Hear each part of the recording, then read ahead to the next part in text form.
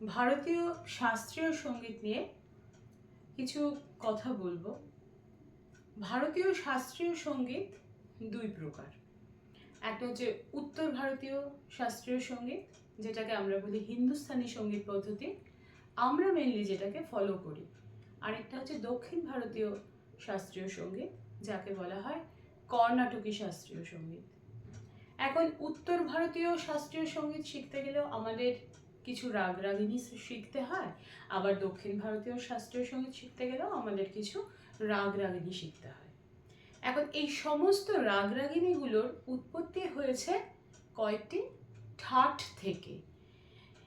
উত্তর ভারতীয় শাস্ত্রীয় সঙ্গীতে এরকম 10টি ঠাট আছে, যে 10টি ঠাটের থেকেই এই সমস্ত রাগ রাগিনীগুলির মানে উত্তর ভারতীয় শাস্ত্রীয় সঙ্গীতে রাগ রাগিনীগুলির উৎপত্তি হয়েছে।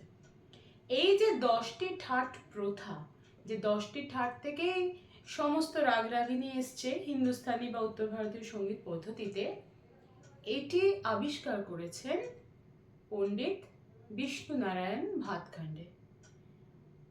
উনি রীতিমতো গবেষণা করে উনি দেখেছেন যে উত্তর ভারতীয় শাস্ত্রীয় সঙ্গীতের সমস্ত রাগ রাগিনীগুলোকে 10টি গ্রুপের মধ্যে ফেলা যায়। এই 10টি গ্রুপই হলো 10টি ঠাট। এখন ঠাট মানে কি? ঠাট মানে একটা কাঠামো। ঠাটের বৈশিষ্ট্যটা কি? ঠাটে শুদ্ধ এবং বিকৃত মিলিয়ে 7টি স্বর থাকবেই, 5টি বিকৃত এবং 7টি শুদ্ধ। এই 12টি স্বরের মধ্যে বিন্যাস করে 7টি স্বর প্রত্যেকটি ঠাটে থাকবে। ঠাটের কিন্তু কোনো মনোরঞ্জনকারী ক্ষমতা নেই, মানে ঠাটের কোনো সৌন্দর্য নেই। ঠাট থেকে যখন কোনো রাগ সৃষ্টি হয়, সেই রাগের কিন্তু একটা মনোরঞ্জনকারী ক্ষমতা রয়েছে, একটা পরিবেশ তৈরি করে, তার একটা সুর রয়েছে। কিন্তু ঠাট কিন্তু জাস্ট একটা কাঠামো, শুধু আরোহণ। ঠাটের শুধু আরোহণ হয়, ঠাটের কিন্তু কোনো অবরোহণ নেই। এখন এই উত্তর ভারতীয় শাস্ত্রীয় সঙ্গীতে 10টি ঠাট আমি শোনাবো গেয়ে। তার আগে বলি, ঠিক একই রকম ভাবে দক্ষিণ ভারতীয় শাস্ত্রীয় সঙ্গীত এরকম কয়েকটি ঠাট থেকে এসেছে, উৎপত্তি হয়েছে রাগ রাগিনীগুলির। এই পদ্ধতিটি যে পণ্ডিত ব্যক্তি আবিষ্কার করেছেন, তিনি হলেন পণ্ডিত ভেঙ্কটমুখী। তো এই দুজন পণ্ডিত ব্যক্তির সহায়তায় আজকে আমরা এই যে রাগের যে উৎপত্তি, ঠাটগুলি, সেই ঠাটগুলি সম্বন্ধে আমরা জানতে পারছি।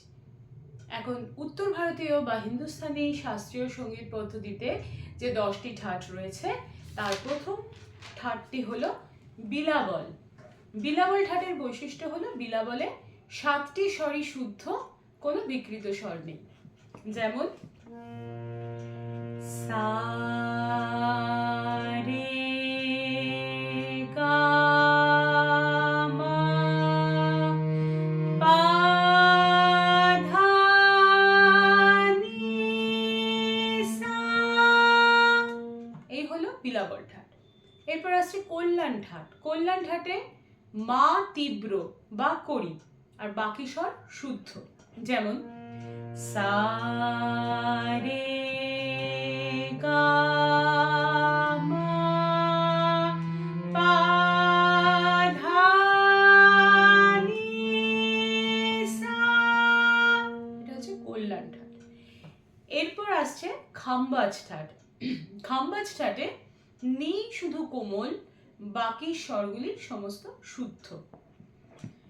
সা রে গা মা পা ধা নি সা। এরপরে আমরা আসবো ভৈরব ঠাটে। ভৈরব ঠাটে রে এবং ধা এই দুটি স্বর কোমল, বাকি স্বর শুদ্ধ। সা রে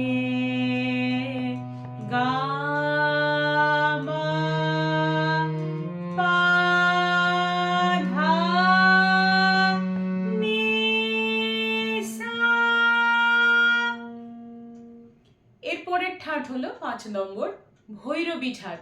ভৈরবী ঠাটে রে গা ধা নি 4টে স্বর কোমল, বাকি স্বর শুদ্ধ। সা রে গা মা পা ধা নি সা। তারপরে আমরা আসছি কাফি ঠাটে। কাফি ঠাটের গা এবং নি এই দুটি স্বর কোমল, বাকি স্বর শুদ্ধ। সা রে গা মা পা ধা নি সা। এর পরের ঠাট আশাবরী। আশাবরীতে গা, ধা এবং নি এই 3টে স্বর কোমল, বাকি স্বর শুদ্ধ। সা রে গা মা পা ধা নি সা। 8 নম্বর ঠাট পূর্বী বা পূরবী। রে কোমল, ধা কোমল এবং মা তীব্র বা করি, বাকি স্বর শুদ্ধ। সা রে গা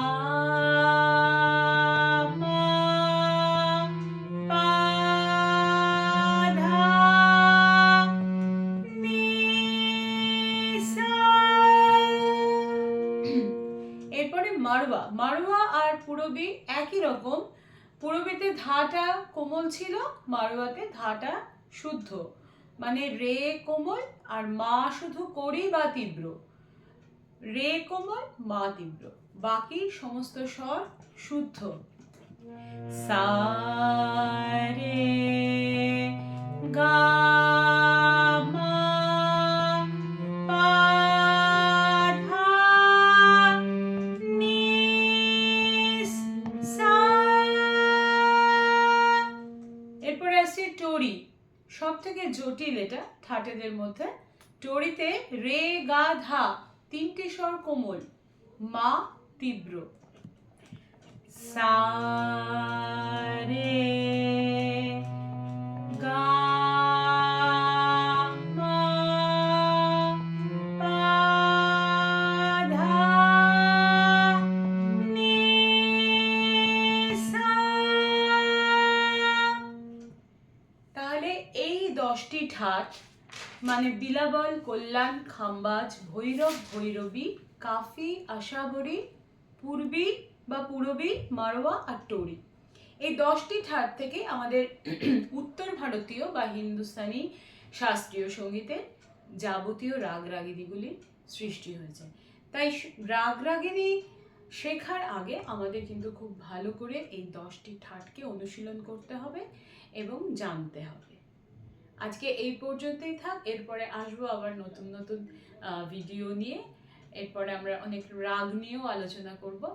আজকে তাহলে বিদায় দিচ্ছি। নমস্কার, ভালো থাকবেন।